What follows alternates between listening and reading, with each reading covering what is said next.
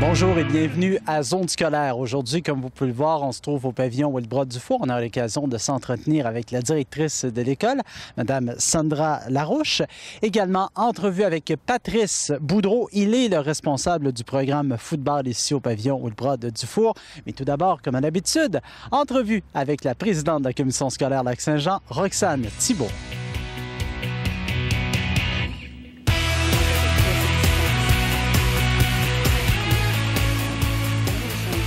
Cadre de zone scolaire, comme à l'habitude, on a notre entrevue avec la présidente de la commission scolaire Lac-Saint-Jean, Mme Roxane Thibault. Bonjour. Bonjour. Ça fait à peu près 2 mois qu'on ne s'est pas parlé. Ça fait un petit bout de temps. La dernière fois, c'était lors de la rentrée scolaire à Héberville. Ben oui, on s'est laissé un petit bout de temps. On revient. Bon, écoutez, Mme Thibault, on va parler de la séance des commissaires. Alors, il y a des nouveaux commissaires. Hein? On a appris ça hier. Il y a un nouveau commissaire dû à une démission d'un commissaire dans le cadre de son travail. Il y avait eu de la surcharge. Il a décidé de démissionner. Vous savez, depuis 2011 qu'on doit être en élection. Ça fait qu'il faut comprendre qu'à un moment donné, les gens s'épuisent et ne s'attendent pas d'avoir un mandat prolongé. Fait qu'en ayant un mandat prolongé, il fallait s'attendre d'avoir des démissions. Et on a remplacé notre commissaire hier soir par M. Sylvain Beaulieu. C'est une nomination étant donné qu'on n'a pas de date d'élection encore, ce qui veut dire que c'est le Conseil des commissaires, après consultation du comité de parents, qui nomme quelqu'un pour le district numéro 8 cette année qui avait remplacé. Quelle sera sa fonction exactement? Même fonction que les autres commissaires, d'être à l'affût de ce qui se passe, de surveiller les finances de la commission scolaire, de surveiller dans les écoles les besoins et de distribuer équitablement nos revenus. Madame Thibault, vous avez parlé de surveiller les finances. Justement, ça tombe bien. On va parler des états financiers de la commission scolaire. On est très fiers, étant donné que l'année passée, dans nos prévisions budgétaires, on prévoyait quand même un déficit de 136 000 environ et qu'à la fin des écritures financières, on a un surplus de 961 000 $. Ce qui veut dire que c'est dû à une péréquation qu'on ne s'attendait pas d'avoir, que le gouvernement a décidé de nous octroyer. C'est dû aussi à l'énergie. Tout le monde a eu une baisse d'énergie avec l'hiver doux qu'on a eu cette année, ce qui veut dire que nous, c'est des redevances qu'on a reçues. L'absentéisme aussi, nos gens s'absentent beaucoup moins dû à des formations aussi qu'on leur donne dans leur cadre de leur travail. Si je prends nos travailleurs, nos concierges et tout ça, ils ont des formations aussi pour savoir utiliser leur appareillage, leur outil. Et c'est toutes ces choses-là qui font qu'on a eu une très bonne gestion. Je crois que la commission scolaire est très bien gérée. Et une baisse aussi dans notre administration, qui était de 7,6 l'année passée, non, de 6,7, je m'excuse, j'ai inversé les chiffres, et que cette année est de 5,6. Ce qui veut dire qu'on répond à la loi 20, ce que le ministère nous a demandé avec nos baisses de cadre et tout ça. On rentre dans les normes.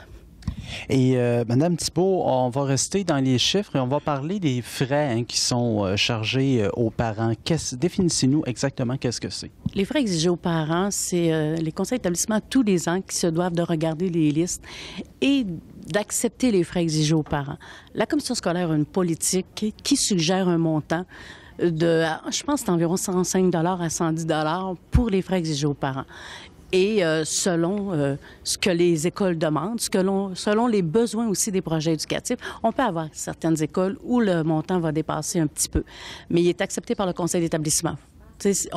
C'est quand même logique dans les dépassements pour des cours spécifiques ou des formations qu'ils ont besoin d'avoir de l'appareillage.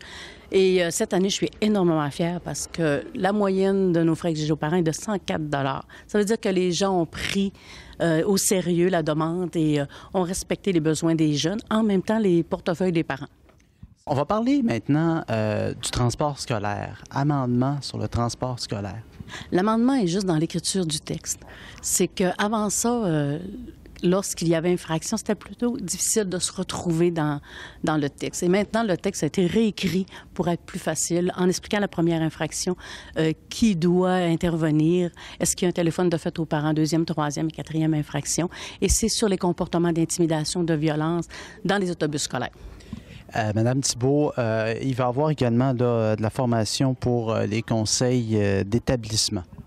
À tous les ans, il y a une formation qui est donnée à nos conseils d'établissement. Notre secrétaire générale, Mme Christine Flanté, avec la présidente du comité de parents, Mme Nancy Verreau, une enseignante, Mme, je me semble c'est Mireille Côté, je ne voudrais pas me tromper, et une direction d'école, Mme Caroline Boucher, qui donne une formation à nos parents des conseils d'établissement, tous les membres, la direction, les parents, les enseignants qui font partie d'un conseil d'établissement pour savoir quels sont leurs pouvoirs, quels sont leurs devoirs. Les conseils d'établissement ont un regard sur le budget de l'école. Le budget, je parle de fonctionnement de l'école. Il faut leur montrer comment on doit travailler dans nos budgets et distribuer de façon équitable, encore une fois, pour que les gens aient satisfaction. Et c'est les conseils d'établissement qui sont les chiens de garde des budgets. Bref, vous voulez donner des balises pour ces gens-là, dire vous avez tel droit de regard sur telle chose, donc vous établissez des frontières. Ce sont des balises qui sont dans la loi.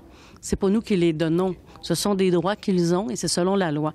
Et c'est important pour que chacun ait le même discours, qu'il soit au courant et que de travailler uniformément pour le mieux de l'école, dans le fond. Madame Thibault, ce qu'on fait actuellement, c'est d'ouvrir les portes aux gens du milieu sur ce qui se passe dans nos écoles. Et justement, parlant d'ouvrir les portes, il y en aura des portes ouvertes pour les écoles secondaires. D'ailleurs, il y a un petit dépliant ici qui est de toute beauté. Donc, les écoles secondaires seront ouvertes au grand public, c'est bien ça? Les écoles secondaires sont surtout ouvertes pour les jeunes de 6e année qui s'en vont l'année prochaine. Ah, OK, c'est pour les jeunes de 6e année. Surtout. Mais je peux vous dire que tout le monde est accepté. Durant l'année, il y a d'autres sorties aussi qui se font avec les écoles secondaires, d'autres contacts qui se font, des activités, tout ça, avec les écoles du primaire pour leur montrer qu'est-ce que c'est la dynamique dans une école secondaire.